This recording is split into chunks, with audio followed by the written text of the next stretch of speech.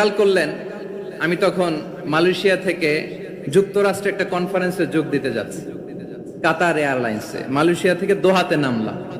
দোহায় যখন আমার ট্রানজিট, তখন শুনতে পেলাম যে আল্লামা বিদায় নিয়েছেন। সোশ্যাল মিডিয়ায় শুনে বিশ্বাস করতে পারলাম না। মুহূর্তের মধ্যেই মাসুদ সাইদি ভাইকে মেসেজ করলাম, উনি কোনো উত্তর দিতে পারলেন না। মাসুদ ভাইয়ের সাথে যখন কোলাকুলি করি, আমাদের শামীম ভাইয়ের সাথে যখন কোলাকুলি করি, মনে হচ্ছে আল্লামা সাইদির ঘ্রাণ পাই। শরীরটা লিটারালি কাঁপছিল, নিজেকে মানাতে পারছিলাম না, বিশ্বাস করতে পারছিলাম না যে আসলে আল্লামা বিদায় নিয়েছেন। ইন দ্য মিন টাইম আমার সেকেন্ড ফ্লাইট দোহা টু নিউ ইয়র্ক, 12 ঘন্টার ফ্লাইটে উঠলাম।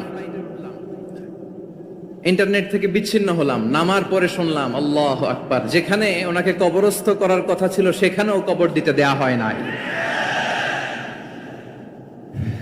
ছবিগুলো দেখতে লাগলাম, হাসি মাখা মুখ,